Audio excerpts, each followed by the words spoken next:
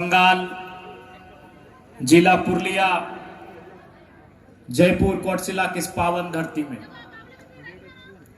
যত মায়েরা মাসিরা কাকিরা দিদিরা এখানে আসেছে সবাইকে জোড়হাত সবাইকে নমস্কার সবাইকে জোহার যত কাকুরা দাদুরা জেঠুরা এখানে আসেছে আপনাওকে জোহার আপনাওকে নমস্কার জোড়হাত আমাদের মঞ্চে মঞ্চাসীন আমাদের পার্টির যত নেতা নেত্রী এইখানে আসেছে সবার অভিনন্দন সবাইকে জোহার মিডিয়ার বন্ধু স্থানীয় প্রশাসনের টিম সবাইকে জোহার। तो अपनी सबाई जाने कि आज जो कार्यक्रम कोटशिला की इस पावन धरती में इस कार्यक्रम का उद्देश्य आगामी 23 तारीख को पश्चिम बंगाल में विधानसभा के चुनाव का प्रथम चरण का वोटिंग होना है। आप सभी जानते हैं कि भारत देश लंबे समय तक अंग्रेजों के अधीन रहा और जब अंग्रेज इस देश को छोड़कर जाने लगे तब हमारे पास सबसे बड़ी चुनौती थी कि इस देश को चलाया कैसे जाएगा, इस देश को आगे बढ़ाया कैसे जाएगा। ये सबसे बड़ा हमारे पास चैलेंज था कि भाई इस देश को हम लोग आगे कैसे बढ़ाएंगे।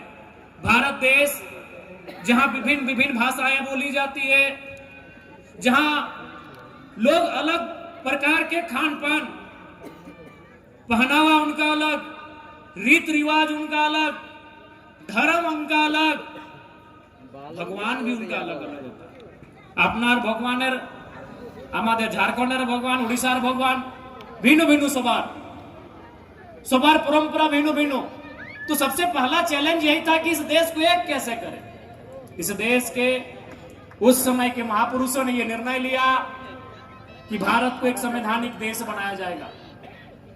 डॉक्टर भीमराव अंबेडकर जिनका कुछ ही दिन पहले जयंती हम सबों ने मनाया, उनके नेतृत्व में संविधान समिति बनी और एक तय हुआ कि आज के बाद से हिंदुस्तान के लोग अपने वोट से अपना नेता चुनेंगे, अपना वोट देंगे और अपने बीच से एक नेता चुनेंगे जो उनके राज्य और देश के हित की बात को लेकर आएगा। आज ये दुर्भाग्य की बात है, जो वोट की वैल्यू हमारी है, जो लोग आज इस जमीन पर बैठे हैं, मिडिल क्लास के लोग, गरीब किसान मजदूर, वही वोट की वैल्यू अंबानी अडानी की भी है। अगर हम एक वोट देते हैं तो गिनती एक होता है, अंबानी जी भी अगर एक वोट देते हैं तो गिनती एक होता है। लेकिन आज देखिए अंबानी जी को मालूम है वोट कहां देना है, अडानी जी को मालूम है वोट कहां देना है, किस पार्टी को देना है जो हमारा फायदा पहुंचाएगा। अडानी जी वोट मोदी जी को देते हैं, उनको मालूम है मोदी जी को वोट देंगे तो हमको जमीन अवेलेबल कराएंगे। अगर उनको झारखंड में वोट देंगे तो गोड्डा में जमीन दिलाएंगे, जरूरत पड़ा तो बस्तर का जंगल भी हमारे नाम कर देंगे, अरावली की पहाड़ भी कटवा देंगे। यानी एक उद्योगपति जिसके पास इतना पैसा है कि आने वाले 100 साल तक उसके घर में रोजी रोजगार की कोई कमी नहीं होगी, और उसको चिंता है कि हमको वोट किसको देना है जो हमको फायदा पहुंचाएगा।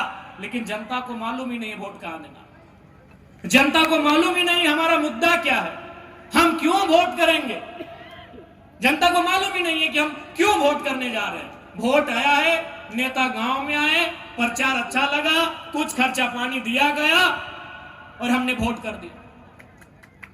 जो लोग बिजनेसमैन हैं, जो बड़े बड़े लोग हैं, जो आने वाले 100 सालों तक बैठकर खाना खाएंगे, उनको चिंता है कि हमको वोट कहां देना है, किस पार्टी को वोट देंगे, किसको विधायक बनाएंगे जो मेरा काम करेगा। लेकिन हमारी जनता को, भोली भाली जनता को यह नहीं मालूम है कि हम किसको वोट देंगे जो हमारे बच्चों के लिए शिक्षा की बात करेगा, उनके रोजगार की बात करेगा, उनके लिए बेहतर स्वास्थ्य की बात करेगा। आज आपको चिंता करना होगा, नहीं तो फिर इस भारत को, जो आजाद भारत हुआ है, जो लोकतांत्रिक भारत हुआ है, उसे गुलाम होने में समय नहीं लगेगा। इस बार गुलामी अंग्रेजों की नहीं होगी, इस बार गुलामी इसी देश के लोगों की होगी।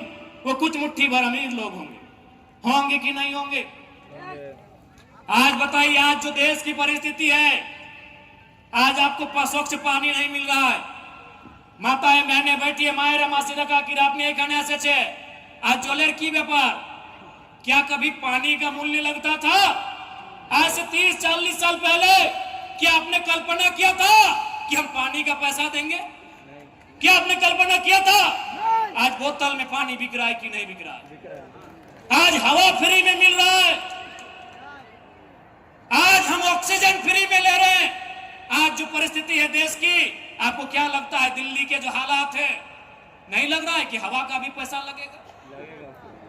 इसीलिए मैंने कहा कि अब गुलामी अंग्रेजों का नहीं होगा, अब गोरे नहीं आएंगे गुलाम करने, अब ब्रिटिश के लोग नहीं आएंगे गुलाम करने। इस देश के पूंजीपति, इस देश के उद्योगपति, इस देश के अमीर लोग आपको गुलाम करने का काम करेंगे। और आपकी ताकत आपकी वोट है, आपका ताकत आपका वोट है, आपका ताकत आपकी एकजुटता है। इसलिए सबसे पहले एकजुट रहिए, सबसे पहले तो एक रहिए। और आपकी जो सबसे महत्वपूर्ण ताकत है अपना वोट। आज नरेंद्र मोदी जी कहते हैं कि हम चाय बेचते थे, इतना पावरफुल कैसे बने? आपकी वोट से बने। आज कहता है ना, असम के चाय बगानों में प्रधानमंत्री कह रहे हैं कि हम भी चाय बेचते थे, लेकिन आज उनको हमने देश का प्रधानमंत्री बनाया, कारण आपके वोट से, हमारे वोट से, यानी आपके वोट में वो ताकत है। और याद रखिएगा, इसी मंच पर कोई हिंदू होगा, कोई मुसलमान होगा, कोई सिख ईसाई, कोई आदिवासी होगा, सबकी अपनी अपनी धर्म मान्यताएं आस्थाएं हैं। लेकिन एक बात कड़वी बात है, बुरा मत मानिएगा, आज जो शक्ति सत्ता में है, वो अगर हमारे अवतारों में होती तो शायद योगी आदित्यनाथ मुख्यमंत्री नहीं बनते। आज से 2500 साल पहले होता होगा कि ईश्वर और अल्लाह से लोग सीधा बात करते होंगे। क्योंकि इतनी बड़ी परंपरा है भाई, हम एक छोटा सा नौजवान उस पर सवाल नहीं करेंगे। लेकिन आज के परिस्थिति में हम कहेंगे आपको कि यदि ताकत किसी ईश्वरीय शक्ति में होती तो योगी आदित्यनाथ जी ऑलरेडी एक मठ के मठाधीश थे, उनको मठ में पूजा करना चाहिए था, मुख्यमंत्री नहीं बनते। ताकत वोट में है, पावर वोट में है, पावर लोकतंत्र में है, पावर कुर्सी में है। इसलिए इस बात को याद रखिएगा, आप जिस धर्म को मानते हैं बहुत सम्मान के साथ मानिए। आप राम जी को मानते हैं, सम्मान के साथ उनकी पूजा करिए। आप खुदा को मानते हैं, सम्मान के साथ इबादत करिए।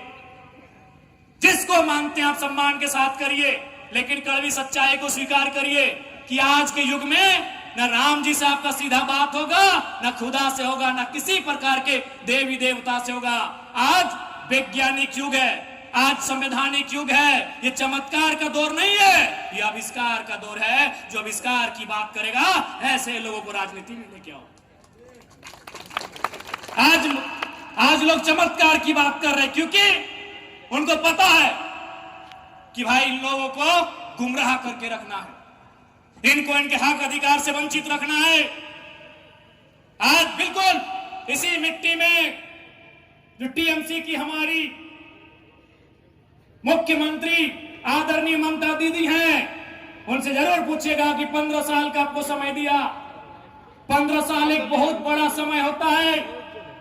इन 15 सालों में आपने जितना अपने भतीजा का या जो भी है अभिषेक बाबू के लिए जितना किया, अगर बंगाल के नौजवानों के लिए, गरीब गुरबों के लिए करते तो आज ये दिन आपको देखना नहीं पड़ता।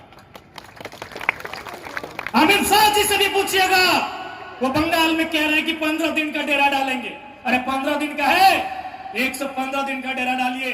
लेकिन मोटा भाई ये बताइए, आपके लाडले जय शाह जी क्रिकेट का कौन नहीं जानते हैं? उनको आपने पहले बीसीसीआई का सेक्रेटरी बनाया और आईसीसी का चेयरमैन बना दिया। बिना क्रिकेट खेले आपका बेटा आईसीसी का चेयरमैन है। अरे हम तो बिना पढ़े नौकरी नहीं मांग रहे, हम तो पढ़ के मांग रहे, दे दो ना भाई। बिना क्रिकेट खेले, बिना क्रिकेट को जाने आपका लाडला आईसीसी क्रिकेट की सबसे बड़ी संस्था, उसका सबसे बड़ा अधिकारी चेयरमैन है। और हमारे नौजवान, पढ़े लिखे नौजवान, 10 साल तैयारी करने वाले, 15 साल तैयारी करने वाले नौजवान आज एक चपरासी की नौकरी के लिए तरस गए हैं। आपकी सरकार का वादा था मोदी जी, 1 साल में 2 करोड़ की नौकरी। आज आपके 12 साल होने को हैं। जून के महीने में आपका 12 साल होगा मोदी जी। 12 दूनी 24 करोड़। यदि भारत की जनसंख्या 150 करोड़ भी मान ले जाए तो 24 करोड़ की नौकरी बहुत होती है। क्या नौजवानों, 24 करोड़ की नौकरी कम होती है क्या?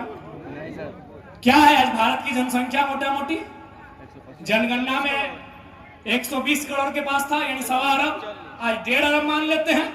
150 करोड़ हम लोग मान लेते हैं हमारी जनसंख्या है। और उनका वादा था 1 साल में 2 करोड़ नौकरी का, तो 12 साल में 24 करोड़, यानी एक बहुत बड़ा आंकड़ा। अरे भाई, इनकी सरकार में था 24 करोड़। बाकी बहुत लोग तो पुराने होंगे, वो 60 साल होंगे तब ना रिटायर करेंगे। 12 साल का नौकरी थोड़ी 30-35 साल का नौकरी करते हैं। बहुत सारे लोग बिजनेस करते हैं, बहुत सारे लोग प्राइवेट में नौकरी करते हैं, बहुत सारे लोग खेती बाड़ी करते हैं। सिर्फ नौकरी का वादा था 24, तो मान के चलिए बाकी 24 करोड़ लोग बाकी काम करते हैं, यानी 50 करोड़। तो एक परिवार में अगर 3 गो आदमी, तो हर परिवार तो संपन्न ऐसे हो गया। हर परिवार तो ऐसे संपन्न हो गया। एक परिवार में अगर 4, 5, 6 लोग भी मानते हैं तो 24 करोड़ नौकरी बहुत ज्यादा है। इसलिए दोनों से सवाल होगा, क्योंकि एक ने इस राज्य की सत्ता को 15 साल संभाला है और एक ने दिल्ली की सत्ता को पिछले 12 साल से संभाल कर रखे हैं। और आप जनता को केवल डराने का काम करते हैं, केवल डराने का काम करते हैं। क्योंकि ये नए जमाने की पॉलिटिक्स का ट्रेंड बन चुका है कि जनता को डराइए, उनका वोट लीजिए और अपना काम बनाइए। इसलिए आज केवल जयपुर और बागमुंडी ही नहीं, बंगाल के 294 सीटों में जहां जहां ऐसे नौजवान चुनाव लड़ रहे हैं जो बंगाल के लिए कुछ करना चाहते हैं, जो यहां के नौजवानों के लिए, यहाँ की बहनों के लिए, यहाँ के बुजुर्गों के लिए अगर भला सोचे हैं, उनको उन सीटों से जिताने का काम करिए बंगाल वासियों। क्योंकि ताकत आपकी इस अंगुली में है। माताएं बहनें आप बैठे हैं, याद रखिएगा, लोग आपको कहेंगे कि आपकी सुंदरता लिपस्टिक, काजल और पाउडर के श्रृंगार में नहीं। माताओं बहनों, आपकी सुंदरता उस श्रृंगार में है जब आप अंगुली में नीले रंग की स्याही लगाकर मतदान करने जाते हैं। क्योंकि ये वोट है जिसने आपको सम्मान दिया है हमारी माओ और बहनों। क्योंकि भारत एक ऐसा देश, और बंगाल वाले तो बहुत करीब से जानते हैं राजा राममोहन राय जी को। राजा राममोहन राय जी को जान रहे हैं ना, बंगाल के बंधुओं? यानी भारत की परंपराओं को भी आप जान रहे होंगे। इस देश में महिलाओं को संपत्ति का अधिकार नहीं था, राइट टू प्रॉपर्टी। यानी एक महिला, जब भारत देश में वोट की व्यवस्था नहीं थी, संपत्ति का अधिकार नहीं था।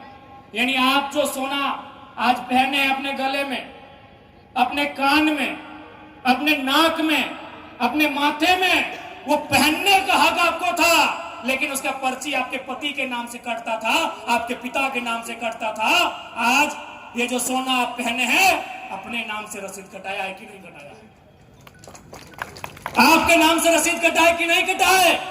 दीदीरा, আপনার নামে আছে কিনা রসিদটা? এই কাগজটা আপনার नामे আছে। ये ताकत है वोट की। सबसे पावरफुल अगर कुछ है आज इस लोकतांत्रिक देश में, तो आपका वोट है। कि आज आपके नाम से संपत्ति है। आप गाड़ी भी अपने नाम से खरीद सकती हैं, आप मोबाइल फोन भी अपने नाम से खरीद सकती हैं, आप जमीन भी अपने नाम से खरीद सकती हैं, और जो भी आपकी इच्छा है, जो पुरुष अपने नाम से खरीद सकते हैं, आप भी अपने नाम से खरीद सकते हैं। Due to power of vote, लोकतांत्रिक देश होने के कारण। इसलिए माओ बहनों, आपको भी इस बात को तय करना होगा कि आने वाले समय की राजनीति किस ओर करवट लेगी। आज आपके बीच झारखंड की मिट्टी से चुनकर हम एक अकेला विधायक झारखंड की विधानसभा में गए हैं, लेकिन आज आप पता कीजिए, झारखंड में जब हमारा सामना विधानसभा में होता है, जब हमारे सवाल विधानसभा में आते हैं, कई मंत्री हमें बुलाकर बोलते हैं कि जयराम बाबू, जब आपका सवाल हमारे टेबल पर होता है, हमें 2 घंटे एक्स्ट्रा पढ़ना पड़ता है कि आपका सवाल क्या हो। इसलिए आज यह महज एक चुनाव नहीं है, बंगाल के बेहतर भविष्य का निर्माण का आधार है। एक ऐसा बंगाल जिसे कभी सोनार बांग्ला के नाम से संबोधित किया जाता था, जिसे अंग्रेजों ने इसी मार्ग से भारत के सोने को बाहर निकालने का काम किया था। ऐतिहासिक रूप से, सांस्कृतिक रूप से, भौगोलिक रूप से, पारंपरिक रूप से बंगाल का एक विशिष्ट इतिहास रहा है, एक सम्मानित इतिहास रहा है। आज पुनः इस बंगाल की मिट्टी में, जिस मिट्टी का ये नारा है, माय माटी मनुष्य, उस मिट्टी से एक बदलाव की हुंकार भरनी होगी। और जब बहुत सारे लोग कह रहे हैं कि भाई दीदी को हिला पाना आसान नहीं है, दीदी को हिला पाना बहुत ही मुश्किल है, तो बंगाल वालों, आपसे बेहतर उस लाल झंडे के शासन को कौन जानता है। ये पूरा बंगाल लाल लाल था, बंगाल की गलियां लाल लाल थी, बंगाल के गांव, बंगाल के शहर चारों तरफ लाल का बोलबाला था। लोग सपने में भी अगर सोचते थे कि क्या बंगाल से कभी लाल हटेगा, तो डर लगता था। लोग सपने में भी नहीं सोच पाते थे कि बंगाल की धरती से लाल की सरकार गायब होगी। हुई कि नहीं? गायब हुई कि नहीं? तो दीदी क्या है, दीदी बूढ़ी हो गई हैं, उनको विश्राम करने कहिए, उनको उनकी सेवा की जाए। 10 साल, 15 साल, 20 साल बहुत होता है पॉलिटिक्स में, होता है कि नहीं? और नहीं तो हम तो दीदी से कहेंगे, बगल में बिहार है और दीदी का नीतीश बाबू से अच्छा रिश्ता है, नाता है, एक मधुर, एक भाईचारा, बहनचारा वाला संबंध है। उनसे सीखना चाहिए, इनको भी बंगाल छोड़ के राज्यसभा चल जाना चाहिए। ताकि नीतीश जी जब होते थे संसद में, शायद दीदी भी संसद का सदस्य रही है, तो हमें लगता है इन्होंने काफी लंबा समय लिया। नीतीश बाबू ने 20 साल लिया था, दीदी 15 साल ले ली है। अब इन्हें आराम करना चाहिए, क्योंकि नेता लोग रहता है जब तक जिंदा रहेगा, चुनाव में रहेगा, तो राज्यसभा आराम का ही जगह। राज्यसभा मोटा मोटी आराम का जगह इसलिए है। अब सवाल यह है कि राज्यसभा आराम का जगह क्यों है? तो राज्यसभा के सदस्य को हम वोट नहीं करते। राज्यसभा आराम का जगह क्यों है? उसको हम वोट नहीं करते हैं, तो इसीलिए जनता उसके पास नहीं जाती है। अब विधायक को वोट किया है तो जनता मरनी में, हरनी में, छतियारियों में भी जाएगी। वोट किए हैं, झगड़ा झाटी में भी जाएगी। तो इसलिए राज्यसभा इनको भी नीतीश जी के तर्ज पर सोच विचार करना चाहिए दीदी को, और सम्मान के साथ बाकी का जीवन दिल्ली के सहारे, दिल्ली के यादों और बंगाल की यादों के सहारे इन्हें गुजारना चाहिए। आज चाहे बंगाल हो, झारखंड या उड़ीसा, पूरे देश को नए नेतृत्व की दरकार है, क्रांतिकारी बदलाव की दरकार है, क्रांतिकारी सोच के नेताओं की दरकार है। आज देखिए नेपाल में क्या हुआ, क्रांति हुई कि नहीं? नेपाल के नौजवान सड़कों पर आए, सवाल किया कि एजुकेशन का सिस्टम कम हो रहा है, हेल्थ का सिस्टम कम हो रहा है, और नेताओं की गाड़ियों की कतार लंबी हो रही है। नेपाल की सड़कों में आए, सवाल किया, बवाल किया, क्रांतिकारी परिवर्तन हुआ, नए प्रधानमंत्री आए, नई सरकार बनी, और आज उन्होंने ऐलान किया है जितने भी पूर्व प्रधानमंत्री हैं सबकी संपत्ति की जांच हो। और यहाँ क्या होता है, शारदा चिटफंड घोटाला फाइलों में ही दब के रह जाता है, कोयला घोटाला फाइलों में ही दब के हो जरा जाता है। इसलिए मैं बार बार कह रहा हूं, केवल सत्ता नहीं व्यवस्था को बदलना हो। इसलिए आज बंगाल की धरती से जितने भी लोग, और मैं तो कहना चाहूंगा, आप जो लोग यहाँ आए हैं, आप जनता नहीं, यहाँ को लगता है यहाँ जितने लोग आए सब हमारे नेता लोग आए हैं। अपनी स्वाभाविक नेता बटे। अब बताइए, आप सब नेता लोग यहाँ आए हैं, एक नेता अगर 10, 20, 30, 40 वोट दिला दे तो दिव्य ज्योति भाई तो विधानसभा ऐसे पहुंच जाए। यहाँ जनता थोड़ी आए, अपनी सुबह लीडर वोटे। यहाँ जितने लोग आए हैं, हम किसी को जनता और समर्थक थोड़ी मान रहे हैं, आप सभी नेता हैं। आप काउंट कर लीजिए। और एक बात हमेशा याद रखिएगा, जब भी इंसान की गिनती हो, हाँ बहन लोग आप लोग भी सुनो अपनी सुबह, इंसान का गिनती कभी 1, 2, 3, 4, 5, 6, 7, 8, 9, 10 ऐसे नहीं किया जाता है। पशु पक्षी और गाड़ी घोड़ा का गिनती होता है कि 1 गाड़ी 2 गाड़ी 3 4टा 5टा 1टा 2टा 1टा 20टा 30टा 20टा। इंसान का गिनती कैसे होता है मालूम है? गाय, ढाई, सैकड़ा, 1000, 10,000, लाख।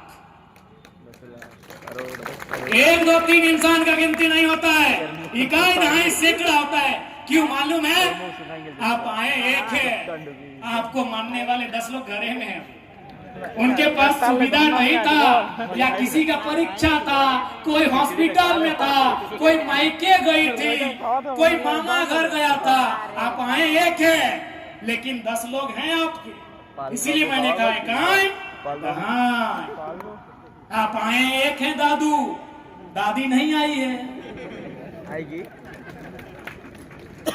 इसलिए आप यहाँ लीडर लोग आए हैं। आपके हाथों में, सबके पास और सब में काबिलियत है, सब में काबिलियत है कि आप अच्छा वोट दिलाएंगे। इसलिए देखिए, ये महज एक चुनाव नहीं होगा, एक गर्जना होगी जंगल महल में, कि जंगल महल की गलियों से एक आवाज आया है, उठो नौजवानों, एक इनकलाब आया। ये जंगल महल गूंजेगा, जंगल महल आवाज करेगा, जंगल महल सवाल करेगा, सवाल सत्ता से होगा। जंगल महल अपना नेतृत्व चुनेगा, वह नेतृत्व जंगल महल के विकास के लिए दिन रात एक करेगा। चुनाव 5 साल में होते हैं, प्रॉब्लम्स रोज आते हैं।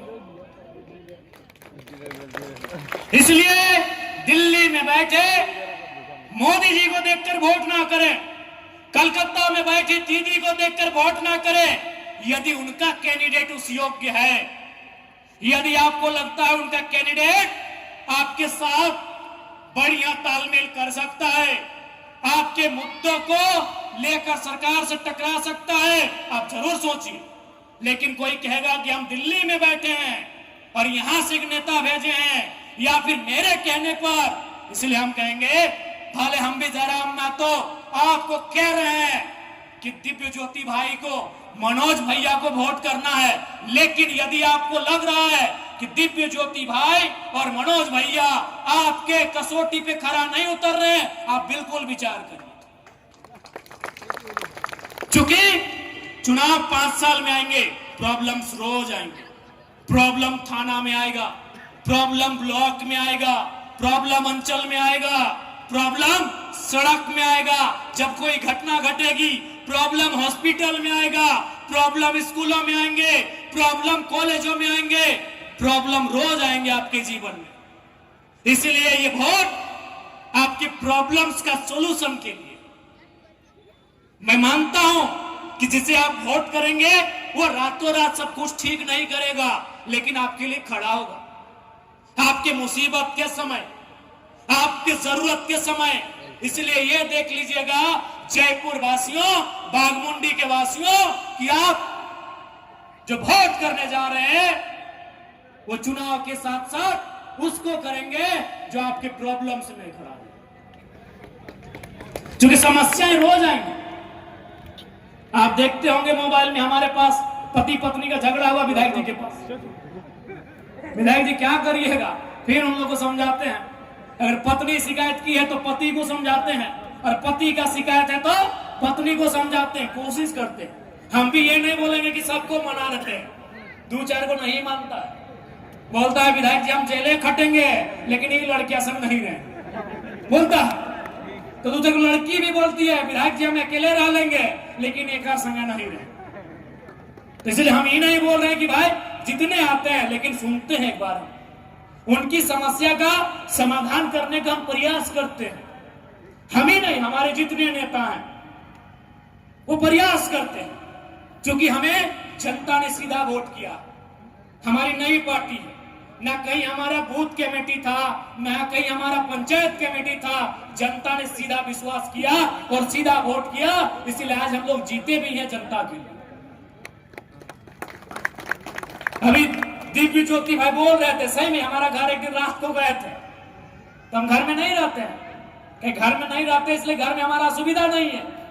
2 आदमी अगर कोई चला जाएगा तो उसको हम रहने नहीं दे पाएंगे।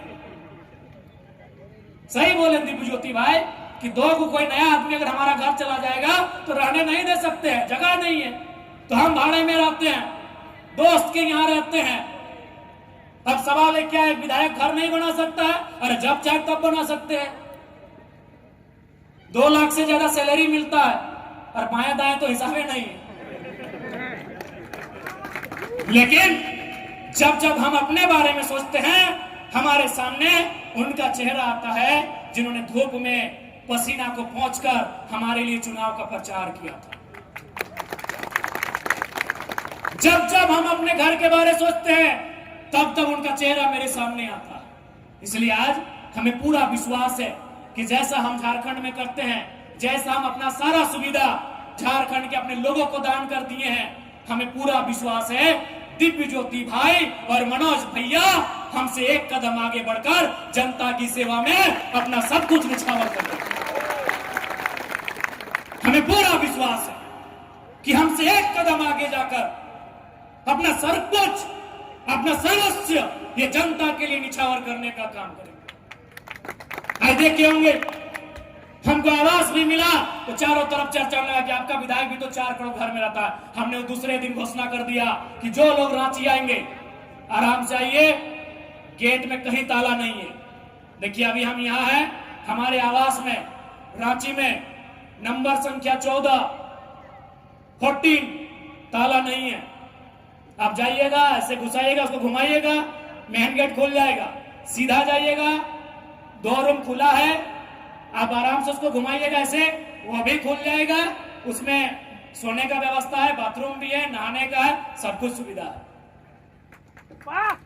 विधायक का घर ऐसा नहीं होता था, विधायक का घर ऐसा नहीं होता था। 4 को बॉडीगार्ड होता था, पहले पूछता था हु आर यू, आपने क्या बठे कोথায় আপনার বাড়ি, की काजे आसे की काज अपना।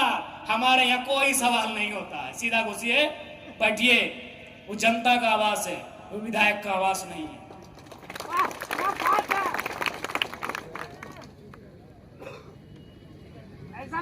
इसलिए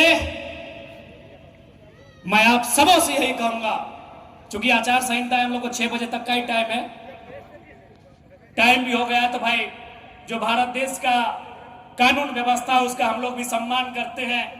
अभी तो हम लोग 5-6 दिन इधर ही रहेंगे, आप लोगों से लगातार मिलना जुलना होगा। अरे खाने माड़ भात चलबे, माछो चलबे, माछो चलबे। ये तो चुनाव में ही लोग माछ का प्रचार खूब करने लगा। अरे भाई रोटी का बात करो, रोजगार का बात करो, मुद्दा का बात करो, एजुकेशन का बात करो, पढ़ा लिखा का बात करो। इसलिए आज जयपुर कोटशिला की इस पावन धरती में जितने लोग आए हैं, आप कार्यकर्ता नहीं है, आप जनता नहीं है, आप हमारे नेता हैं।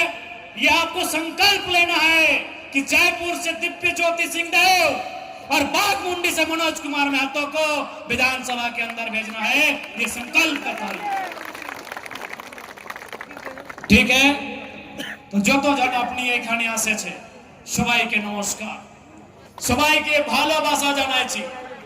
আপনি সবাই ভালো করে থাকবে, এইটা আমাদের অনুরোধ।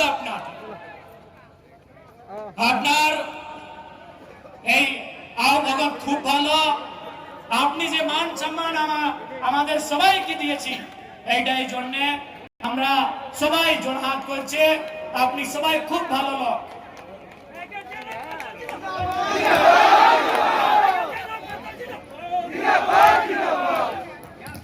সবাইকে জোহার, নমস্কার, আদাব।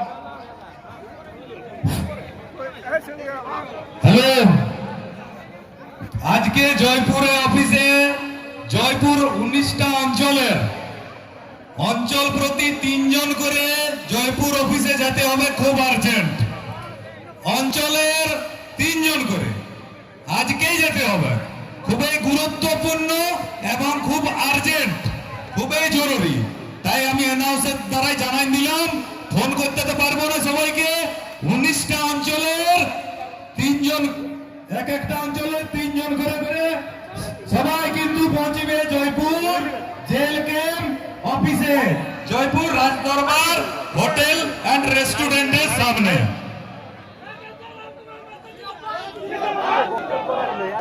সবাই তো বলে দিই।